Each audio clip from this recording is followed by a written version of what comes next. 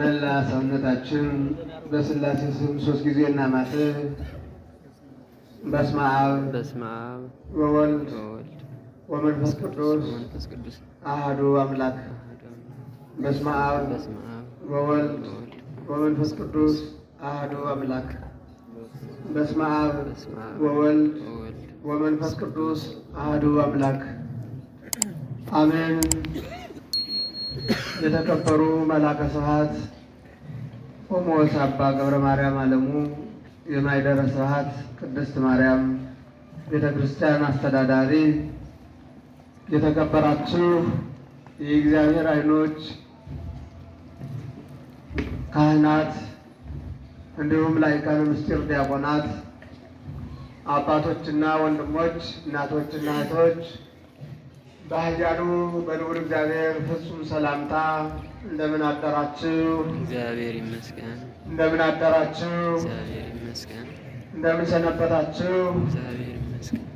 ምሕረቱን ቸርነቱን ከኛ ያላራቀ የአባቶቻችን የቅዱሳን አምላክ በዚህ አውደ ምሕረት ተሰባስበን እንድንጸልይ፣ እንድንማር፣ እንድናመሰግነው፣ እንድናመልከው በደለኞች ስንሆን በደላችንን አስወግዶ ደካማዎች ስንሆን ከድካማችን አበርትቶ የራቅነዎችን ሰብስቦ በአውደ ምሕረቱ ያሰባሰበን የአባቶቻችን የቅዱሳን አምላክ ስሙ ዛሬም ዘወትርም የተመሰገነ ይሁንልን። አሜን። የንጽሕተ ንጹሐን የቅድስተ ቅዱሳን የድንግል ማርያም እናትነቷ አማላጅነቷ የቅዱሳን መላእክት ተራዳይነት ጥባቆት የጻድቃን የሰማዕታት አማላጅነት በረከት ክብራቸው ከእኛ ጋር እንዲሆንልን እግዚአብሔር ይርዳን። አሜን። እግዚአብሔር ይመክረናል፣ እግዚአብሔር ያስተምረናል። እኛ ልጆቹ ደግሞ ጸጥ ብለን ሕሊናችንን ሰብስበን እንማራለን። የትምህርታችን መነሻ ክፍል የእግዚአብሔር ታቦት ተማርካለችና ክብር ከእስራኤል ለቀቀ የሚል ኃይለ ቃል እናነሳለን። መጽሐፈ ሳሙኤል ቀዳማዊ ምዕራፍ 4 ከቁጥር 22 ላይ ክብር ከእስራኤል ለቀቀ የሚል ኃይለ ቃል አለ። በዚህ ኃይለ ቃል ክብር ከእስራኤል ለቀቀ። እንግዲህ ክብር ከኛ ከራቀ፣ ክብር ከተለየን፣ ክብራችንን ካጣን እኛ ከንቱ ነን ማለት ነው። ስለዚህ ክብር ከእስራኤል እንዴት ለቀቀ? በምን ምክንያት ለቀቀ? ምን ችግር ተፈጥሮ ታቦት እንዴት የእግዚአብሔር ታቦት ለምን ተማረከች የሚለውን በደንብ እናያለን። ሙሉ ታሪኩን ተከታትላችሁ ለሌላው መንገር እንድትችሉ ቤተክርስቲያን ሄዳችሁ ዛሬ ምን ተማራችሁ ተብላችሁ ብትጠየቁ መልስ መስጠት እንድትችሉ በደንብ ታሪኩን በደንብ ምክንያቱም ክብር የለቀቀበትን የእግዚአብሔር ታቦት የተማረከችበትን ምክንያት እንዴት እንደተማረከች በደንብ ታሪኩን መከታተል ይገባናል። እንግዲህ የእግዚአብሔር ታቦት የተባለች በዛን ሰዓት ታቦተ ጽዮን ናት። ዛሬ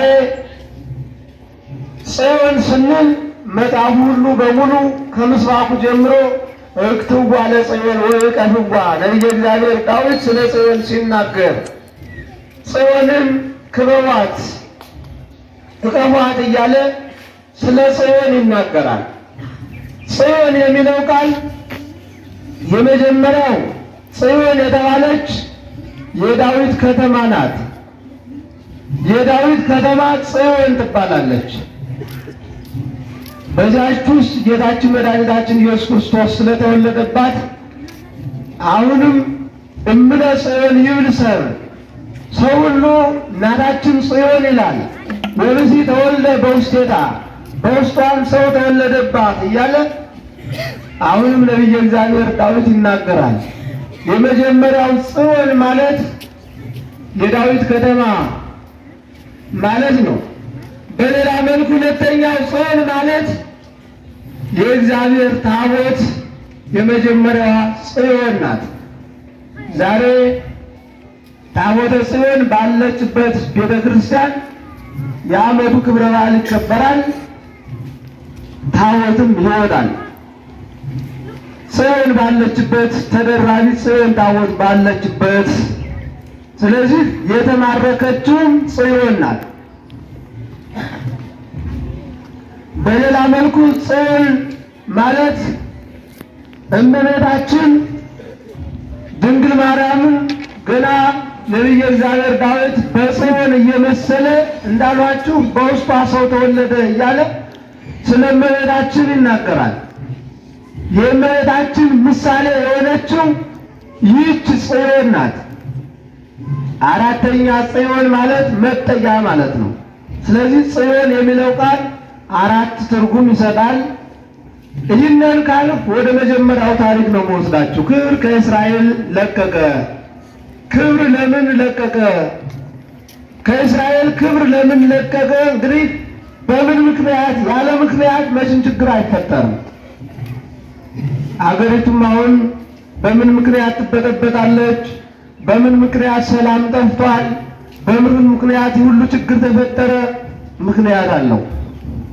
አሁን ዛሬ ሰው ግራ እየተጋባ እየተጨነቀ በሰቀቀን በችግር ኑሮ ዘዴው እያንገበገበው ግራ ተጋብቶት ተቀምጧል።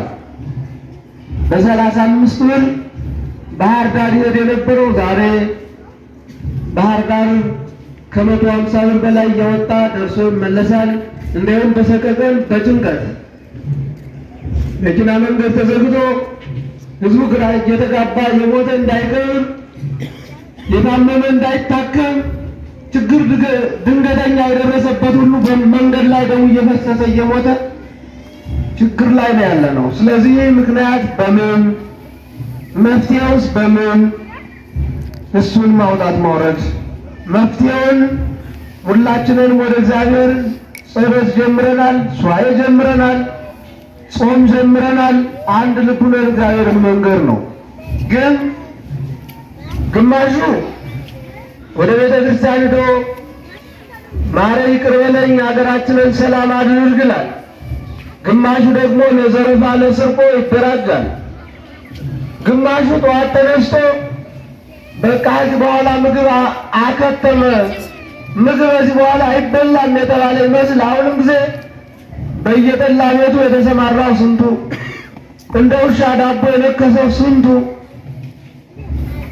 ግን ያ ሲታይ ክርስቲያን ይባላል።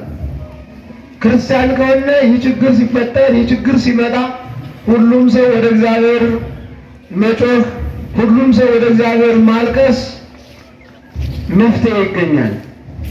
ስለዚህ ክብር ከእስራኤል ለምን ለቀቀ? እስራኤልስ እነማን ናቸው ካለ እስራኤል ለጊዜው የያዕቆብ ልጆች ናቸው። ነገር ግን ሲባዙ በጣም ብዙዎች ሆነዋል፣ በዝተዋል። የያዕቆብ ልጆች 12 ነበሩ ወንዶች፣ 13ኛዋ ሴቷ ዲና ናት። እነዚህ ተባዝተዋል፣ በእልፍ የሚቆጠሩ ሆነዋል። እነዚህም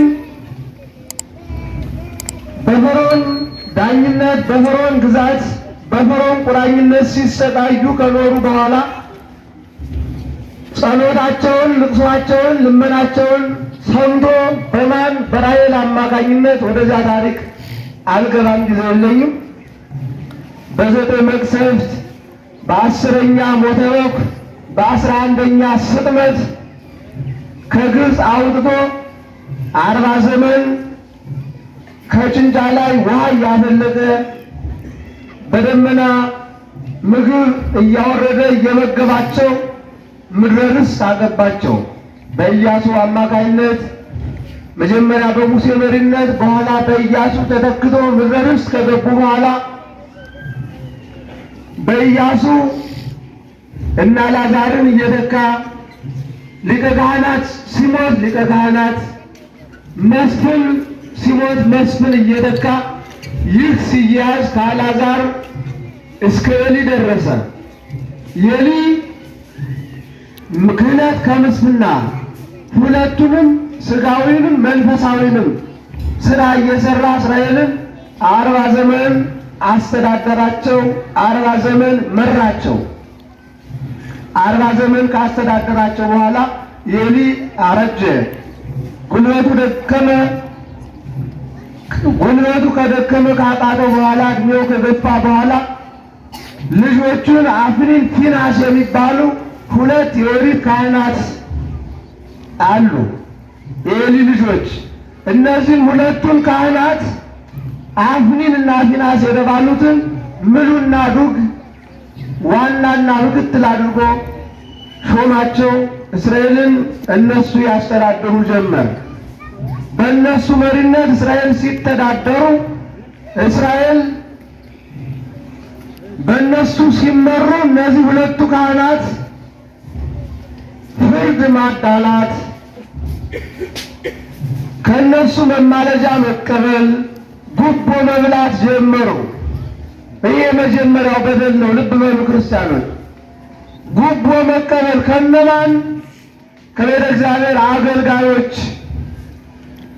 እነዚህ እንግዲህ 2ቱ አፍኒንና ፊናስ ለችግር መንስኤዎች ምክንያቶች ናቸው። በዚህ ስራቸው ከእስራኤል ጉቦ በመቀበል መማለጃ በመብላት በዚህ በደላቸው እግዚአብሔር ተቀየመ።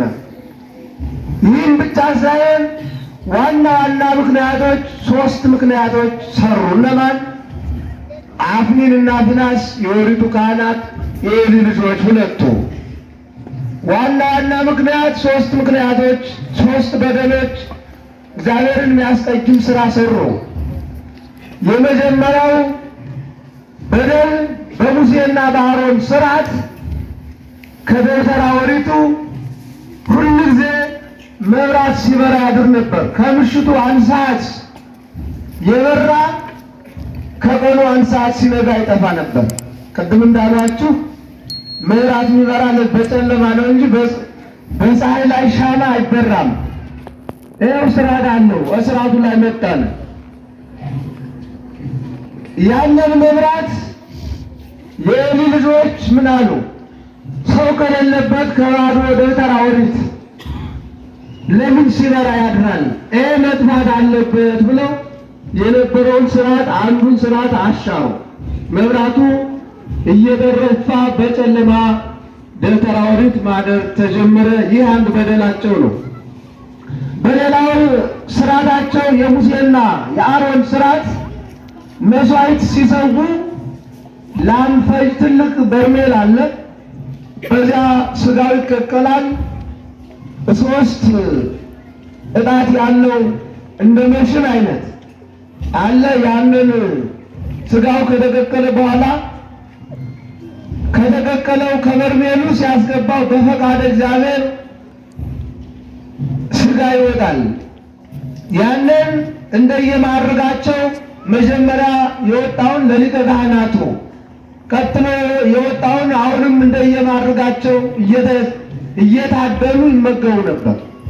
የኤሊ ልጆች ግን ያንን ስርዓት ተውና ያንን ስርዓት ወደኋላ አጠፉና ቀጥታ መስዋዕት ሲሰዋ ስሙ ሳይጤስ ደሙ ሳይፈስ ሀበኒ ስጋ ዘይጠብሶ ጠብሼ የሚበላው ስጋ ስጠኝ ይላሉ። ሄደው እንዲያ ሲሉ ያም ስርዓት የሚያውቀው ስርዓት የለመደው ተው እንጂ እንደ ወጉ እንደ ስርዓቱ እንደ ቆየው እንደ አባቶች ስርዓት እንደነ ሙሴ እንደነ አሮን ስርዓት ስሙ ይጢስ ደሙ ይፍሰስ ወይምዝ ትነስ ዘፈተወት ነፍስከ፣ ከዚህ በኋላ የፈለገውን ትወስዳለህ፣ የፈለገውን ወስደህ ትመገባለህ። አሁን ግን እንደ ስርዓቱ ተው ይሉታል። እነሳ ከዋሃይደከ ብትሰጥ ስበኝ፣ አይሆንም ካል በግድ ቀምቼ ወስዳለሁ አታስቀረኝም ይላል። እንግዲህ ምን ያደርጋለሁ? ባለ ጊዜ አይደለም ሹም አይደለም ውሰድ ይለዋል። ቀምጠው ይወስዳሉ። እንዲህ እያደረጉ እግዚአብሔርን ያስቀይማሉ። የነበረውን ስርዓት ይጥሳሉ። ይህ ሁለተኛ በደል ነው። ሶስተኛ በደል ወሰባ ኤሊ ከመ ይሰክሩ ደቂቁ ምስለ አንስተ ኤሊ ምስለ አንስተ እስራኤል። ኤሊ ልጆቹ የእስራኤል ሴቶች ቤተ እግዚአብሔር እጅ ነስተን እንምጣ ብለው ወደ ቤተ ክርስቲያን ሲመጡ ሴቶችን እያሳፈሩ እያስነወሩ መስደድ ጀመሩ ይላል። አያሳፍርም? ሴቶችም ምን አበዛ በኋላ እኛማ ቤተ እግዚአብሔር ደን እግዚአብሔርን በጸሎት ነግረን በረከት እንድናገኝ ድነት እንድናገኝ ክብር እንድናገኝ ብለን ነው እንጂ ይህንን የዝሙቱን መንገድማ ይህንን የማይገባውን ነገር የሚያስነጉረውን ነገርማ ከመንደርስ መቻጣ ነው ብለን የእስራኤል ሴቶች ቤተ እግዚአብሔር መምጣት ተከለከሉ ይላል። ነውር ነው። ሰው የቆመበትን ቦታ ካላወቀው ቤተ እግዚአብሔር መጥቶ ከቤተ ክርስቲያን ገብቶ የዝሙትን ሐሳብ የሚያስብ ከሆነ ሕሊናውን ረስቷል። ቤተ ክርስቲያን መጥቶ የዝሙቱን የመንደሩን ዋዛ ፈዛዛ ቀልድ የሚቀልድ ከሆነ የመጣበትን ዘንድ ፈታል ማለት ነው። ቤተ እግዚአብሔር ንጹሕ ሆኖ እግዚአብሔርን የሚለመንበት ቦታ ነው እንጂ ስለ ዝሙት የሚወራበት ስለ ዝሙት ቀጠሮ የሚያዝበት አይደለም። ቤተ እግዚአብሔር መጥቶ ንጽሕናን ቅድስናን ጠብቆ እግዚአብሔርን በጸሎት ጠይቆ የሚከድበት ነው። አንዳንዴ ቤተ ክርስቲያን አካባቢው ላይ አንዳንዴ እህቶች የሚሳቀቁበትን ነገር እንሰማለን። ይህንንም ተናግሬው አልፋለሁ። የት ቦታ ጸበል ቦታ ላይ አንዳንዶቹ አባቶች ሲያሳቅቁ እንሰማለን። እጀባችን ይደርሳል። ጸበል ቦታ ላይ ምን ያደርጋሉ? የሰው ልጅ ክቡር ነው። የሰው ልጅ እርቃኑን ሰው የለም ተብሎ ባዶነቱን እንኳ እርቃኑን አይቆምም። ግን እርቃናችሁን ተጠመቁ እየተባለ ለመጠመቅ ተቸገርን እስከሚል አቤቱታ ከጆሯችን ይደርሳል። እነማን? እናቶች፣ እህቶች። ሰው ምናልባት ጸበል ቦታ ላይ የምናጠምቅ አባቶች ጥንቃቄ ያስፈልጋል። እርቃንን መጠመቅ ጭራሽ የተከለከለ ነው። እንጠመቃለን ብላችሁ የምትሉ እርቃንን መጠመቅ ጭራሽ ቤተ ክርስቲያኗ ፈጽማ ታወግዛለች። በእሱ አስተሳሰብ ግን አጥማቂ ተብዬ በፓንቱ ተደብቆ ይቀራል፣ በካሹ ተደብቆ ይቀራል የሚል እምነት ካለ ድክመት ነው። ይህ እምነት አልባነት ነው። ሰይጣን በዛ ተደብቆ አይቀርም። ጭራሽ ሲጠመቁ ምናልባት በሦስተኛው አንገት ታረደስ ላይ የተቀመጠው አካለ መጠን ያደረሰች ያልተጠመቀች ብትመጣ ነው ብለው ለመጠመቅ ብትፈልግ ካህኑ በሻሽ ፊቱን ተሸፍኖ ያረጀች ባልቴት ከ60 ዓመት በላይ የሆናት የካህኑን እጅ ይዛ መላ አካሉ አቅባሜሮ የሚቀባ ከሆነ የካህኑን እጅ ይዛ ካህኑ ቅባሜሮንን ይዞ ሴቷ ቅባሜሮን መንካት ስለማትችል ቅባሜሮንን ካህኑ ይዛል። የካህኑን እጅ ይዛ መላ አካሏን የሴት አካሏን ሴቷ ትቀባው ነው እንጂ እርቃኗን ጋር ካህኑ ቅባሜሮን ይቅባት፣ ካህኑ ራቁቷን እርቃኗን አስጥሎ ያጥምቃት አይደል? ስህተት ስለሆነ ሴቶችን ማሳፈር ሴቶችን ማስነወር ስለሆነ እርቃናችሁን ተጠመቁ የሚል አባት ካለ ምናልባት ወደ ቤተ ክርስቲያን አባቶች ወደ ኃላፊዎች መጣችሁ አባ ገሌ ፓንታችሁን አውልቃችሁ አልተጠመቃችሁ፣ ጉርዳችሁን አውልቃችሁ ካልተጠመቃችሁ አላጠምቅም አለን ብላችሁ ተናገሩ። እዚያ በኋላ ያለውን ይህ እንዲህ አይነት ችግር ያለበትን ሰው ቤተ ክርስቲያኗ ታስወግዳለች። ምን ከመሆኑ በፊት አሁን እንዳሏችሁ ችግር ከመፈጠሩ በፊት በኤሊና በአፍኒን ምክንያት የሚሆነውን የሚመጣውን ችግር ወደፊት ታሪኩ ጋር አብራችሁ ይሄዱ። በእውነቱ በኤሊ ልጆች የእስራኤል ሴቶች ቤተ ክርስቲያን መምጣት ቤተ እግዚአብሔር መድረስን ሲተውት ተሰቀው ቤተ እግዚአብሔር እስከሚቀሩ ድረስ በእነዚያ በሁለቱ ቄሶች በሁለቱ ካህናት ምክንያት ከቤተ እግዚአብሔር ጭራሽ አንደርስም ብለው ቀሩ። ይህም ግን ኤሊ ይሰማል። ይህንን ኤሊ እየሰማ ምን አለ? ዝም አለ። ዝም ካለ እንዳልኋችሁ አጥማጁ ይህን አደረገብኝ፣ ካህኑ ይህን አደረገኝ፣ ዲያቆኑ እንዲያደረገኝ ብሎ ሲል አላቱ ዝም ካለ ችግር ነው፣ ችግር ነው። እግዚአብሔር ማቱን በማን ይቀጥላል? ወደ ሕዝቡ ይወርዳል። ወደ ሕዝቡ መግዛቱን እግዚአብሔር ይቀጥላል ማለት ነው። ዝም ስላለ ኤሊ መጀመሪያ እግዚአብሔር መቅሰፍቱን ከማምጣቱ ችግሩን ከማምጣቱ በፊት አንድ ነቢይ ኤርምያስ ላከበትና ኤሊን ምን አለው? ኤሊ አለው ለምን ትነጸርከ ላዕለ ዕጣኔ ወመሥዋዕትየ በዓይን ንጽሕት? ቤተ እግዚአብሔር ስትደፈር ሥርዓቱ ሲፈርስ ለምን ዝም ብለህ አየህ? ለምን ዝም አልክ? ወለምን ታፍቀርከ ደቂቀከ እምኔ? ከእኔ ይልቅ ከፈጠሩህ መግደልም ማዳንም መጠበቅም ማጥፋትም ከምችለው ከእኔ ይልቅ ለምን ልጆችን ወደድህ አለው። ይህን ብሎሃል እግዚአብሔር ብሎ ነገረው። ይህን ተነግሮ ግን ኤሊ አሁንም ዝም አለ። ልብ በሉ። ልጆቹን ምን አላረገም? ከሹመታቸው ልሻራቸው፣ ከማዕረጋቸው ላዋርዳቸው አላለም። ዝም አለ። የሥጋ ዝምድና አለኝ ብለህ ክርስቲያናዊን ሁሉ በቤተ ክርስቲያን አትደራደር፣ በሃይማኖትህ አትደራደር። የሥጋ ዝምድና ሌላ፣ ወዳጅነት ሌላ። በሽምግልና ስትቀመጥም እውነቱን ፈርተህ እውነቱን ተናግረህ ትክክል የሆነውን ነገር መስክሮ ማለፍ ይገባል። ክርስቲያኖች በሽምግልናም ስትቀመጡ አይ ወገን ስለሆነ ዝምድና ስላለው በገንዘብ ስለደለለህ መማለጃ ስለተቀበል ጉቦ ስለሰጠህ ቢራ ስለገዛልህ በሽምግልና የምታጣሉን ከሆነ ያው የኤሊ ልጆች ነው መጨረሻውን። የኤሊ ልጆች እስከ ራሱ እስከ ኤሊ ድረስ ውጤቱን እናያለን። ዝም ማለት አይገባም። እውነት ካልሆነው ደግሞ በአሉሻ ዝም ብሎ መናድ አያስፈልግም። እንዲሆናሉ እንዲተደረጋሉ ባልሆነ እውነት ባልሆነው ደግሞ ዝም ብሎ መታወቅ አያስፈልግም። እውነቱን ደርሶ እውነቱን እያወቁ እውነቱን ተረድሶ ግን በአባቶችም ይሁን በወንድሞችም ይሁን በማንኛውም ይሁን በሃይማኖት በቤተ ክርስቲያን ድርድር አያስፈልግም።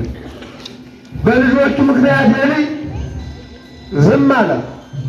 ዝም ሲል ደግሞ አሁንም ያንን ከላከው በኋላ ዝም አላለም እግዚአብሔር።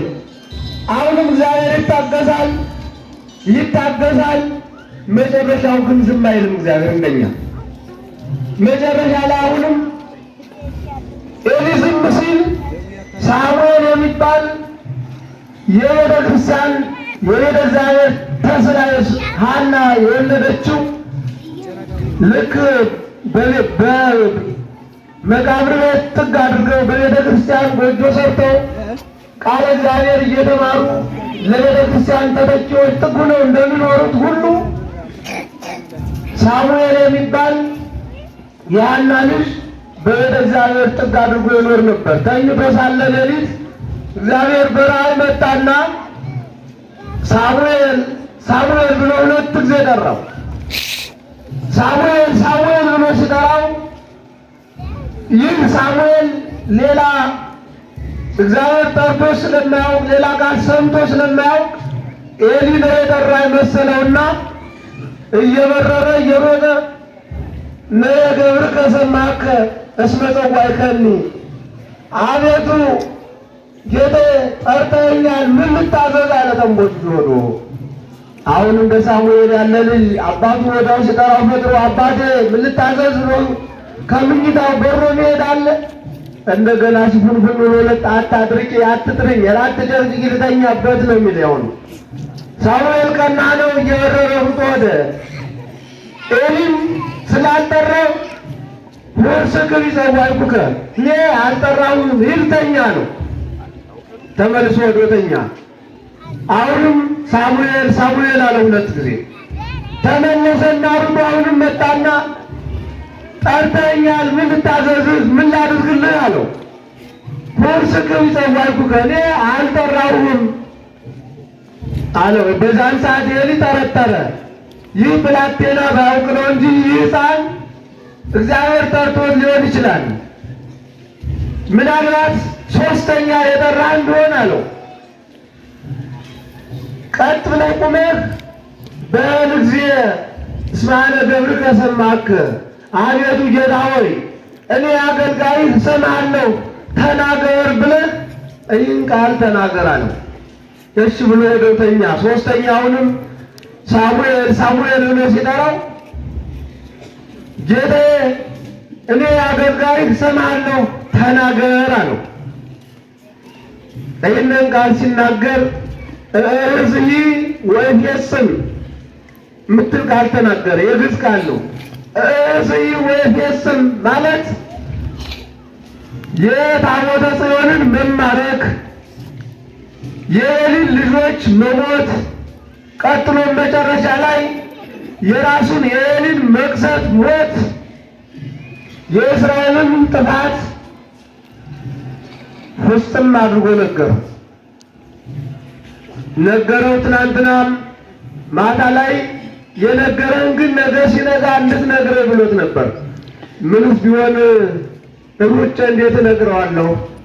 ምንስ ቢሆን ሩጬ ለምን እናገራለሁ አለና ሳሙኤል ዝም አለ። ያየውን ራእይ ማለት ነው። ዝም አለ። እንግዲህ ራእይ የሚታይ እውነተኛ ሕልም የሚገለጽ ምን ሲሆን ነው የሚለውንም እንዳለ አብራችሁ ይሁት። ሳሙኤል ቤተ እግዚአብሔርን ጥግ አድርጎ በጾም በጸሎት ተወስኖ በቤተ እግዚአብሔር ስላለ ነው።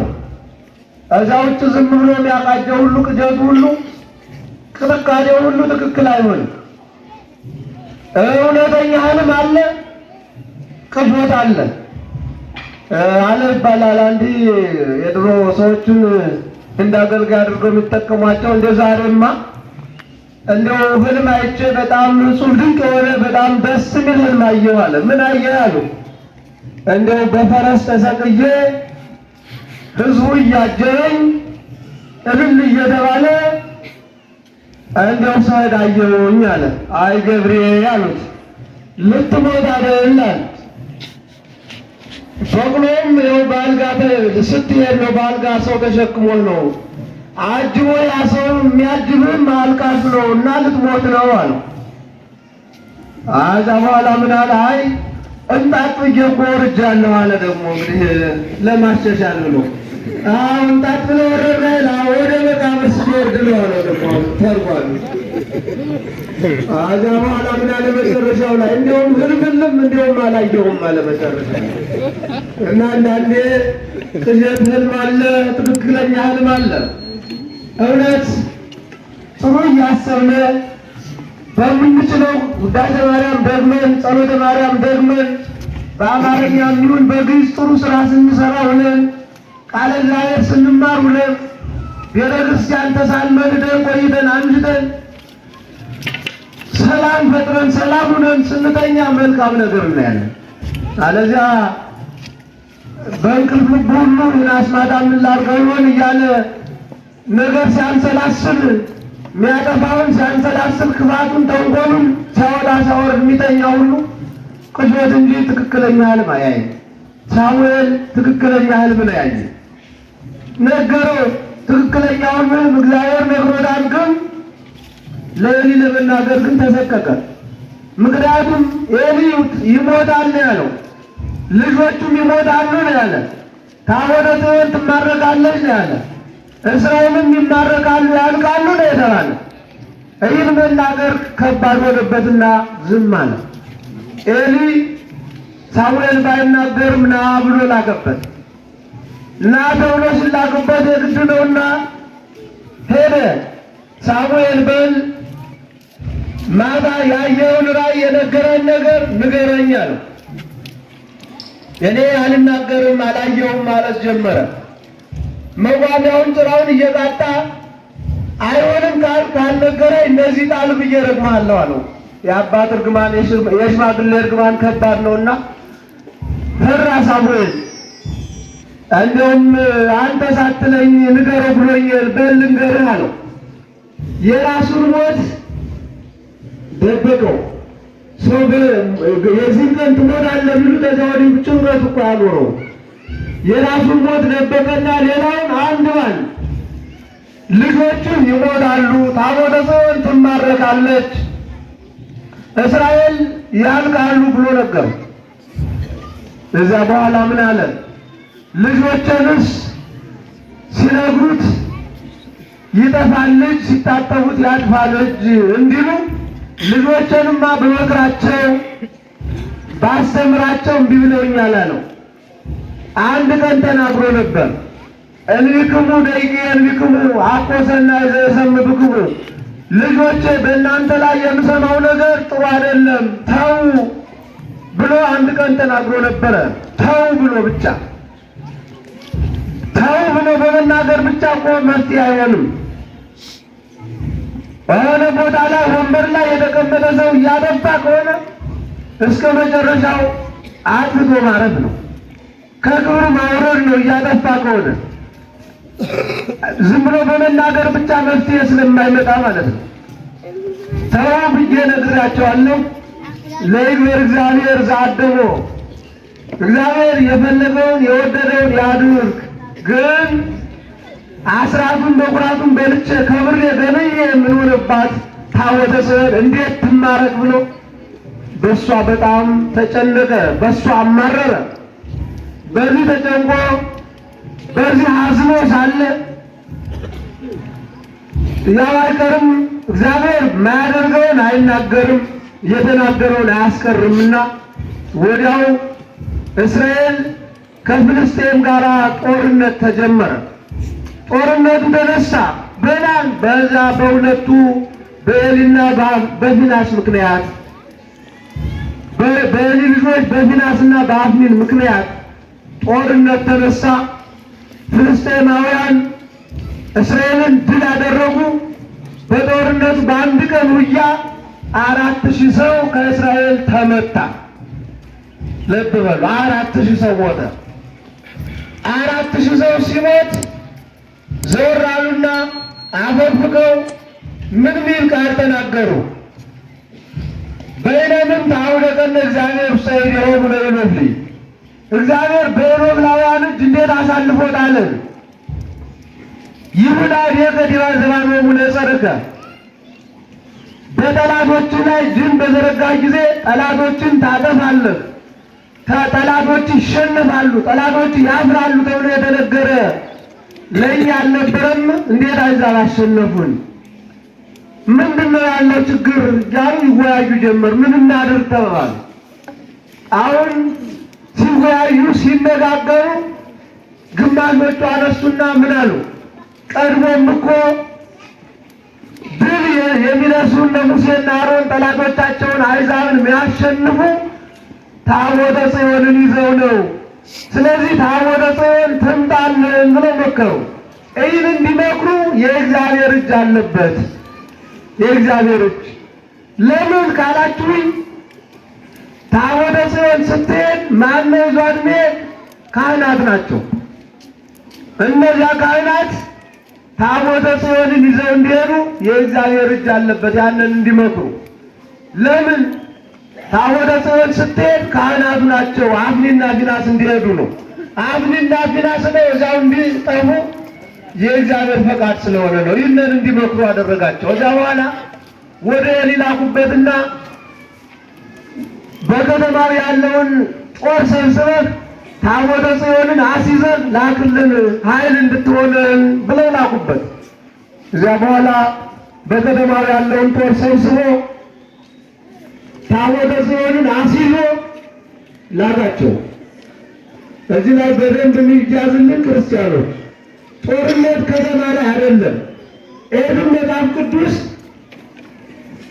ብዙ ሕዝብ ካለበት ከተማ ካለበት ላይ ከባድ መሳሪያ አይወድቅም፣ ጦርነት አይጀመርም። የእኛ ዘመን ግን አሁን ነፍሰ ጡሮች ካሉበት፣ ሽማግሌዎች ካሉበት፣ በሽተኞች ካሉበት፣ ሕፃናት ካሉበት ከባድ መሳሪያ መውደቅ ነው እና የኛ የደረስንበት ከባድ አሰቃቂ ዘመን።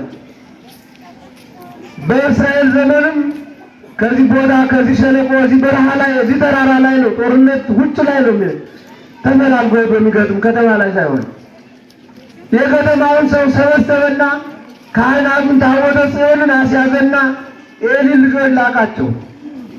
ከዚያ በኋላ በእስራኤል ሰፈር በጣም ደስታ ሆነ። ተድላ ደስታ ሲሆን ተድላ ደስታ ሲደረግ አዩና ይዛት ሰምተው ምንድነው ይህ የምንሰማው ተድላ ደስታ?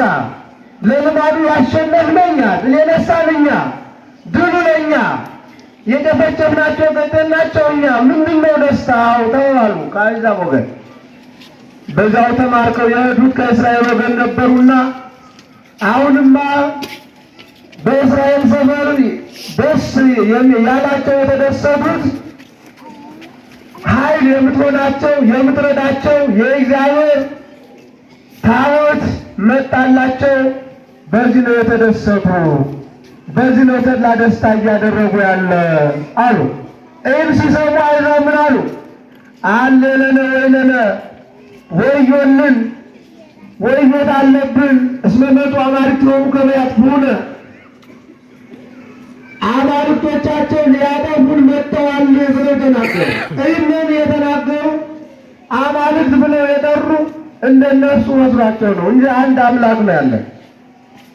እነሱ ድንጋዩን አለዝበው እንጨቱን ጠርበው ያመልኩታል፣ በዚያ ሁሉ አጋንንት ያድርበታልና እንደዚያ መስሏቸው አማልክቶቻቸው መጥተዋል አሉ። ግን በሌላ መልኩ ደግሞ ሥላሴ አፋቸውን ከፍተው ፊታቸውን ሰፍተው ይህን ቃል እንዲናገሩ አደረጋቸው ይላል። ግን ትናንትና አሸንፈን ትናንት እነሱን ድል ነስተን ዛሬ ብንሸሽ ዛሬ ብንርቅ መችስ ሴት ይሁን ወንድ ይሁን እንቅጠም እንጂ አሉና አሁንም እንደገና ጦርነቱ ቀጠለ። ታቦተ ጽዮንን ይዘው ቀጠሉ። እንዳሏቸው እንደገና የራሰ ከእስራኤል 30,000 ሰው አሁንም ተመታ። ቅድም ስንት ነበር ያሏችሁ? 4,000 ነበር የተመታ በፊት። 30,000 ሰው አሁንም ተጨፈጨፈ። 34,000 ሰው አለቀ። በማን ምክንያት? ምክንያቱም መቼም አትረሱትም። በኤሊ ልጆች ምክንያት 34,000 ሰው ተጨፈጨፈ። የኤሊ ልጆችም ሁለቱ ካህናት አብረው እዛው ተጨፈጨፉ። በማን በደል? በራሳቸው በደል። ሙት ይዞ ይሞታል እንደሚባለው የሰሩት በደላቸው፣ የሰሩት ክፋታቸው፣ የሰሩት ተንኮላቸው፣ ኃጢአታቸው ለዚህ ሁሉ በደል ተረፈ። በዚያ ምክንያት ታቦተ ጽዮንም አብራ ተማረከች።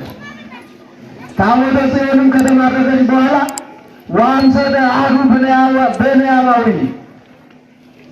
እንዘ ስሙት አልባሲሁ ወአመድበ ርእሱ፣ ከብንያም ወገን የሚሆን አንድ ሰው በሰውነቱ ላይ በራሱ ላይ አመድ ነስንሶ ያው አቧራው ላይ ሲወድቅ ሊያመልጥ ሲንከባለል ሰውነቱ በሙሉ አቧራ ለብሶ ሲወድቅ ሲነሳ ሲንከባለል ልብሱ ተቀዶ እየባከነ እየጣደፈ ላቡን እየጠረገ አምልጦ ከጦሩ ወደ ኤሊ ሄደ። ኤሊ ከደብተራ ኦሪት ወንበር አስዘርግቶ ተቀምጦ አሁን የጠዋቱ መስዋዕት አለፈ፣ የሰርኩ መስዋዕት ደረሰ እያለ ይጠባበቅ ነበር። እንደገናም የሕዝቡን ጉዳይ ያዳምጥ ነበርና ዓይኑ ታጉሮ ነበር ኤሊ። ለምን? ሽማግሌ ሆኖ ስለነበረ 98 ዓመት ሆኖ ስለነበረ ዓይኑ ከማየት ተከልክሎ ነበር እና ልፍ ሲል ብንያማዊ ሰማና አንተ ማነህ አለው። ትማልም ዘአምሰጥኩም ቀትል፣ ትናንትና ከጦርነት አምልጬ የመጣሁ ነኝ አለው። እንግዲያውማ ና ንገረኝ፣ እንዴት ሆነ? እስራኤል እንዴት ሆኑ? ያለውን ነገር እስኪ ንገረኝ አለው።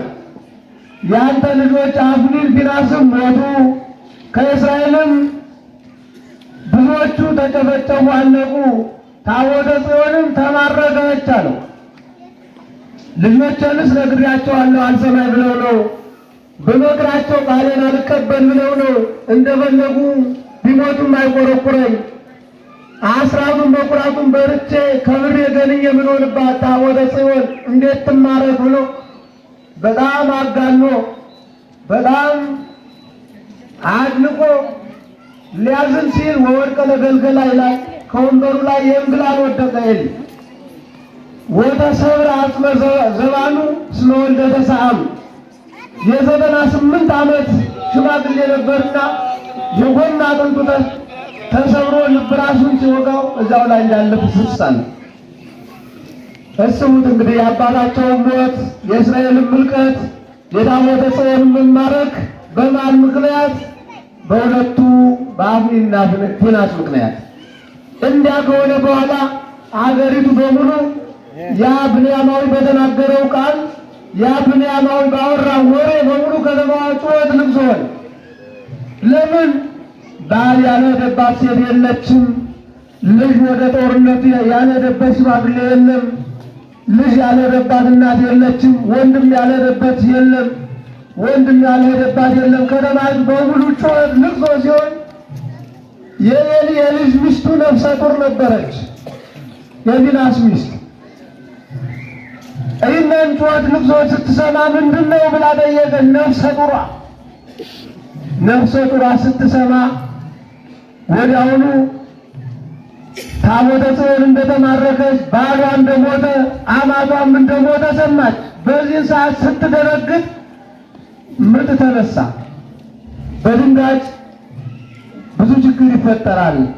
በየልቅሶ ላይ ተኩስ አትተኩሱ እያለ ቤተክርስቲያኗ የምታወግዝ ብዙ ችግር ይፈጠራል። ሰው ይሞታል በየጊዜው።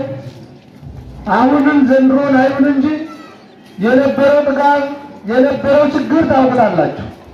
በእኛም ከተማ ላይ ሰው ሞተ፣ ተኩስ ነው። ክርስትና ላይ ተኩስ ነው። አንዲቱ በወለደች ቁጥር ተኩስ ነው። በየልቅሶ ተተኩሶ አሁን የመጣብንን ችግር ጥገቡት ተብለናል።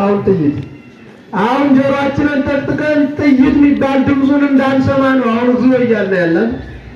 ግን ማን ያመጣው? ራሳችን ያመጣ ነው። በድንጋጭ የኤሊ የልጅ ሚስት ምጥ መጣባት። ወዲያ ወንድ ልጅ ወለደች። ወንድ ልጅ ወልደሻልና አይዞሽ ተረጋጊ ብሏት መረጋጋት አልቻለችም።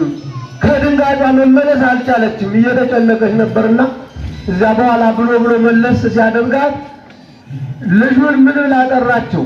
ኢካቦድ ብላ ጠራችው። ስሙ ኢካቦድ ማለት ወደኛው ቋንቋ ሲመለስ የእግዚአብሔር ታቦት ተማርካለችና ክብር ከእስራኤል ለቀቀ ማለት ነው።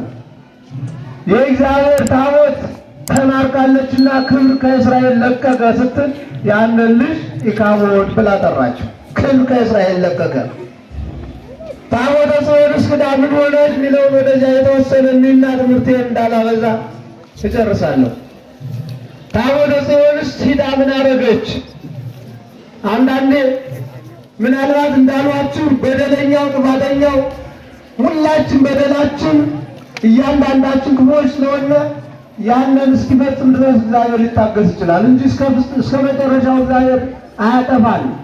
እግዚአብሔር ከእኛ ጋር ነው። ከተመለስን ንስሐ ከገባን ሁላችንንም በጸሎት ከጠየቅነው እግዚአብሔር ከእኛ ጋር ነው። ለምን ካላችሁ ታቦተ ጽዮንስ አሁን ተማረከች። አሕዛብ ወስደው ምን አደረጓት? ወስደው የአሕዛብ ጣዖታቸው ዳጎን ይባላል። ከዳጎን በጎን አስቀምጠው ተዋት። ታቦትና ጣዖት አንድ አይሆንም። ጣዖትና ታቦት አንድ ላይ አድርገው ተውት። ማልዳ ሲነጋ ዳጎንን ቢያገለግሉ ካህናት የጣዖቱም ካህናት ይባላሉ። የእግዚአብሔር አገልጋዮችም ካህናት ይባላሉ። ዞሮ ሁሉም ተቃራኒ አለው። ለጨለማ ብርሃን ተቃራኒ ነው። የእግዚአብሔር አገልጋዮች ካህናትም ደግሞ የጣዖት አገልጋዮች ካህናት ይባላሉና ዳጎንን ሊያገለግሉ ሲመጡ ዳጎን ታቦተ ጽዮን አንስታ በጥሙ ደፍታው በጥሙ ተደፍቶ አገኙ። ሩጠው ምኑ ደፍታ ብለው ብድግ አድርገው አንስተው መልሰው የነበረበት ላይ አስቀምጠውት ትተውት ሄዱ። ደግሞ ሁለተኛ ቀን ሲመጡ እጁም እግሩም ተቆራርጦ ዳጎን ደረቱ ብቻ ቀርቶ አገኙት። አመድ አድርገው ሰባብራት ነው። ይህም ብቻም አይደለም፣ በሙሉ የዛች ሀገር አዛጦን ነው የምትባል ወስደው ያስቀመጡት። የአዛጦን ሕዝብ በሙሉ ምንድን ነው አተት የሚባል ታውቃላችሁ? ወራጭ በሙሉ ተቅማጥ፣ ሕዝቡን ተቅማጥ መጣው በሙሉ በቃ አተት የሚባል በሽታ መጣል እየተባለ ይወራ ነበር። አተት በሙሉ ወንዱም ሱሪ ታጥቆ የሚወጣ ጠፋ። በቃ ሁሉም ሽንት ቤት ሆነ ብሎ ችግር ተፈጠረ። እዚያ በኋላ ህዝቡ ተሰባሰበና አረ ምንድን ነው ሁሉ የመጣብን ይህ ሁሉ ማለት ምንድን ነው አለ። ምክንያት ወዲያው መነጋገር መፍትሄ መፈለግ አሰበ። ይህ ነገር የማይገባንን የእስራኤልን መሬት እችን ታቦት አምጥታችሁን ያስፈጃችሁንና እስኪ ካልሆነ ወደ ሌላ ቦታ ትምህርት ተባለ። የት ወደሚባል ቦታ ወሰዷል። አሁንም በዚያም ሲወስዷት በሙሉ ህዝቡ በሙሉ እባጭ ተቅማጥ ይዞት ሄደ። በሙሉ ሀገሩ በሙሉ አይጥና ፍልፈል በሙሉ ተለቀቀበት። እዛ በኋላ ደግሞ አሁንም መረምኑን ነው አመጣ ያስፈጁን አሉና ወዲያው ተሰማ በሙሉ። እስኪ ወደ አስቀሎና ደግሞ ትምህርት ተባለ። ደግሞ ወደ አስቀሎና ደግሞ ተሸክመው ይዘዋት ሲሄዱ የአስቀሎና ህዝብ ሰላማዊ ሰልፍ አድርጎ ወጣና ሊያስፈጁን የእግዚአብሔርን ታቦት አታምጡብን፣ ሊያስፈጁን ነው መልሱልን ብለው በሰላማዊ ሰልፍ አደረጉ። የሚያረጉት ችግር ሆነ። ከዛ በኋላ ወግ አዋቂዎችን፣ የሀገር ሽማግሌዎችን፣ ሟርተኞችን፣ ባይዛው ያሉትን ሁሉ ታላላቆችን ሰበሰቡና ምን እናድርግ፣ ምን ይሻላል፣ በእግዚአብሔር ታቦት ላይ ምን እናድርግ፣ ምን ይሻለናል ተባሉ። እነዚያም አዋቂዎች ሽማግሌዎች መቼም ሽማግሌ ከተሰበሰበ መፍትሄ አለ። ሽማግሌ ከተወያየ መፍትሄ ይኖራል። ሽማግሌ ካልተነጋገረ፣ ሽማግሌው ከአባቶች ጋር ካልተመካከረ ችግር ነው። እናስብበት። ሽማግሌውን ሰበሰቡና ያውም የአሕዛብ እኮ ነው የነሱ እኮ የኛው ክርስቲያኑ አይደለም እኮ አማኙ ንጽሕና የተስማማው በስጋው ደግሞ የከበረው በምንኩስና የከበረው ከእግዚአብሔር ጋር የሚገናኘው አባት አይደለም እኮ ያውም የአሕዛብ ሽማግሌዎች እነሱም ተሰበሰቡና አሁን መፍትሄ አሏቸው። እችነን የእግዚአብሔርን ታቦት ዝም ብላችሁ አይደለም የምትሰዷት፣ ደፍራችኋል፣ ስህተት ሰርታችኋል፣ ካሳ ያስፈልጋታል። በደፈራችሁት ካሳዋ ምንድን ነው ካላችሁን በአምስቱ ሀገሮች በአዛጦን፣ በጌት፣ በአስቀሎና በእነዚህ በአምስቱ ሀገሮች በአቃሮን፣ በኢሎፍሊ በእነዚህ አምሳል ልክ በእናንተ እንደወረደባችሁ በእባጩ ምሳሌ አምስት የወርቅ አይጥ ታዘጋጃላችሁ። የወርቅ አይጥ እንግዲህ አንድ አይጥ ያህል ወርቅ ቢገዛለ በቃ እችን ቤተክርስቲያን ይሰራታል። እንደምታውቁት የወርቅ አይጥ እባጭ አስመስላችሁ እንደገና 5 የወርቅ አይጥ አድርጋችሁ እሱን ካሳ ታዘጋጃላችሁ። ወዲያው የወለዱ ጊደሮች ላሞች ታመጡና እንደ ሰረገላ እንደ ጋሪ አድርጋችሁ ሰረገላ ትሰራላችሁ። እነዚያን 2ቱን ላሞች በዚያ ትጠምዳላችሁ። ያንን ካሳውን ከሰረገላው ላይ ታስቀምጣላችሁ። ይህንን ካደረጋችሁ በኋላ ቤተ ሳሚስ የሚወስደው መንገድ አለ። እነዚያ ላሞች ጥጆቻቸውን ሳይሉ ቀጥሎ በዛ መንገድ ከሄዱ የእግዚአብሔር እጁ ከእናንተ ተነስቷል፣ አለዚያ ግን እንዲያው መጥቶብናል በሉ አለ። እንዲያው መጥቶብናል፣ ዘንድሮ ክርስቲያኖች እንዲያው መጥቶብናል ያሉ። የእኛም አሁን እንዲያው መጥቶብናል። ምኑ ጦርነቱ፣ ችግሩ፣ ዝግጅቱ፣ መከራው፣ ክልቹ ገና እንዲያው መጥቶብናል ዘንድሮ መቼም እንደሚታወቀው። ስለዚህ ምን መሆን መፍትሄው መጸለይ ነው። ይህንን እንዳሏቸው ወዲያው አዘጋጁና ወርቁን ካሳውን ወዲያው የወለዱትን ላሞችን በሰረገላው ጠመዱና ለቀው ሲተዋቸው ላሞች እንቦሳችንን ሳይሉ ቀጥሎ ቤተ ሳሚስ በሚወስደው መንገድ ቀጥሎ ወጥተዋል። ቤተ ሳሚስ ከሚደርሰው እዚያ ላይ ሲደርሱ ቤተ ሳሚስ ከእስራኤል ቦታ ሲደርሱ የእስራኤል ሰዎች አዩአቸውና ስንዴ የሚያጭዱት የእግዚአብሔር ታቦት ተመልሳ መጣች አሉና ወዲያው ሩጠው ሄደው ላሞችን አርደው መስዋዕት አቀረቡ። ያንን እንጨቱን ፈልጠው ለእሳት ማንደጃ አደረጉት። ታቦተ ጽዮንን ካህናቱን ልከው እንዲቀበሉ አደረጉ። ይህን ሲያደርጉ ግን ለታቦቱ ጥግ ቀርበው ያዩ ሩጠው ሄደው ታቦቷን በዓይናቸው ስላዩ 70 ያህል ሰዎች ተቀሰፉ ይላል። አሁንም ደግሞ አዎ ፈሪሃ እግዚአብሔር ከሌለን መቅሰፍት መኖሩን ማሰብ አለ።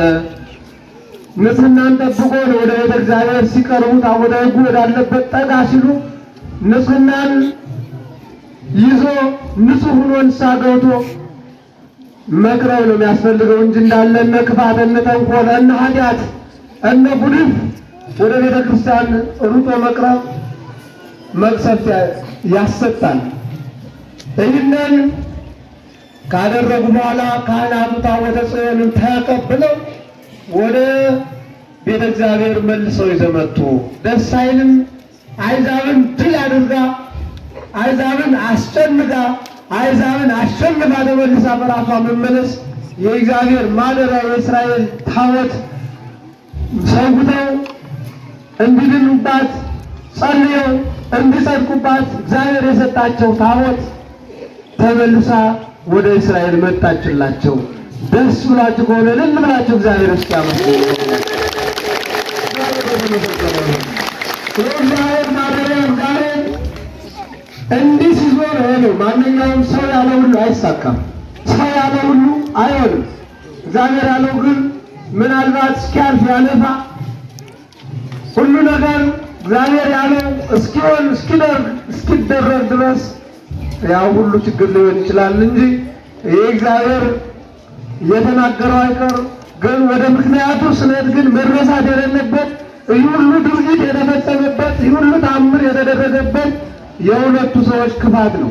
ያንን ሲመለከት ነቢየ እግዚአብሔር ዳዊት ምን አለ? አድነኒ እግዚኦን ብእሲኩይ፣ አቤቱ ከክፉ ሰው አድነኝ ብሎ ተናግሯል እኮ። አንድ ክፉ ሰው ካለ በሙሉ ከተማውን ያስጠራል እኮ።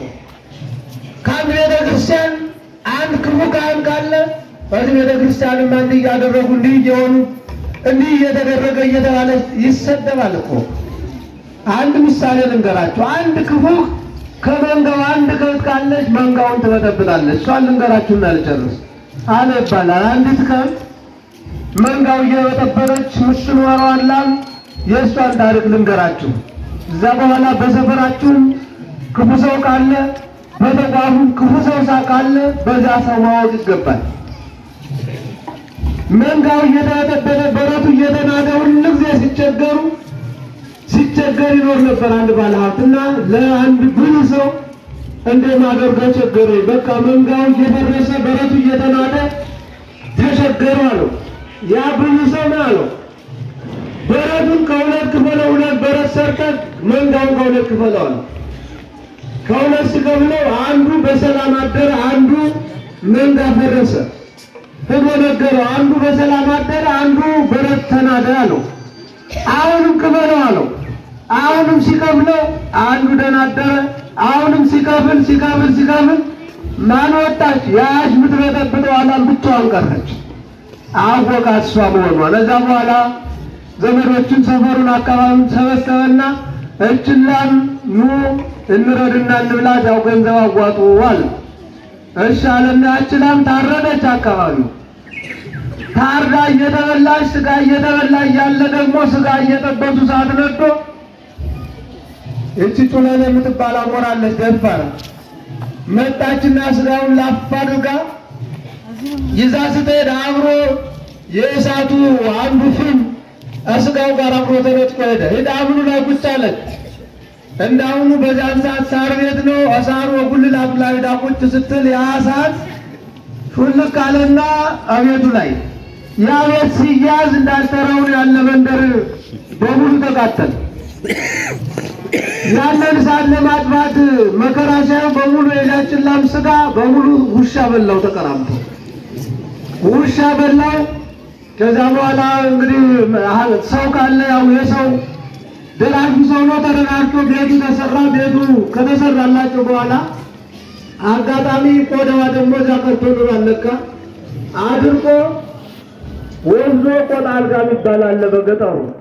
ቆዳ አልጋ ተብሎተው ያንን ቆዳ ደርቆ ተጨማዶ እዚያ ሲኖር አንድ ቀን ሲቸግረው ያንን ቆዳ ወስጄ ልሽጥ እንጂ ብሎ ደግሞ ያንን ተሸክሞ የት ይሄዳል? ገበያ። ገበያ ወንዞ ወርውሮ ሲጥለው ለካ ከውስጥ እባብ ኑሮበታል እዚያ ቆዳ ውስጥ። ያ እባብ ተፈልጎ ሲወጣ በሰው መካከል ያንን እባብ በለው ሲል በሙሉ ሰው ተላለቀ በዱላ። ሰው ተፋጀ። ይህንን ካደረገ በኋላ እንደው አንቺ ሰይጣን ላም እንደው መላቀቂያ ትቼ ወስጄ ነው እዚያው ገደል ምከትሽ አለና ተሸክሞ ትልቅ ገደል አለበት። እንደው አንድ ሲወሩር ከተፍ ሲል እንትኑ ጥፍሩ አለ አይደል? ልብሱን የጋቢውን እንዳለ ወጥ በይዞ ጨምሮ እዛ ጉድጓድ ሰውየው ጨምሮ ይዛው ገደል ከተተችው ያቺ ክፉ ናት። እና ክርስቲያኖች አንዳንዴ በሰፈራችን በተቋሙ ክፉ ሰው ካለ ሰውን ሰላም አይሰጥም፣ ሰላም አያመጣም፣ ሰው እንዲጸድቅም አያደርግም፣ አምጦ ያሳማል፣ ተጣልቶ ያጣላል፣ ስም አጥፍቶ ስምን ያስጠፋል። አንድ ክፉ ካለ መቼም አስቸጋሪ ነው። ስለዚህ ሁሉ ችግር የተፈጠረው በአክሊልና በፊናስ ምክንያት ያ ሁሉ 34,000 ሕዝብ ያለቀ በሱ ምክንያት ይህንም ያለ ዕድሜው ምንም ሳይታመም በድንገት በመቅሰፍት የሞተው በእነሱ ምክንያት ነው። ስለዚህ ክብር ከእስራኤል ለቀቀ በሚለው ኃይለ ቃል ተነስተን እግዚአብሔር እንደወደደና እንደፈቀደ አስተምሮናል፣ መክሮናል። እኛም ሰምተናል፣ ተምረናል፣ አስተውለን በጎች ሁነን ክፉ የሆነውንም መክረን አስተምረን መልካም እንድናደርግ መልካም እንድናስብ እግዚአብሔር ይርዳን። አሜን። ከእመቤታችን ረድኤት በረከት ያሳትፈን። ወላዲተ አምላክ ድንግል ማርያም የዓለም እመቤት የዓለም ድኅነት ምክንያት የሆነችው ድንግል ማርያም አማላጅነቷን ከኛ አታርቅብን። ወስብሐት ለእግዚአብሔር ወለወላዲቱ ድንግል ወለመስቀሉ ክቡር። ይቆየን።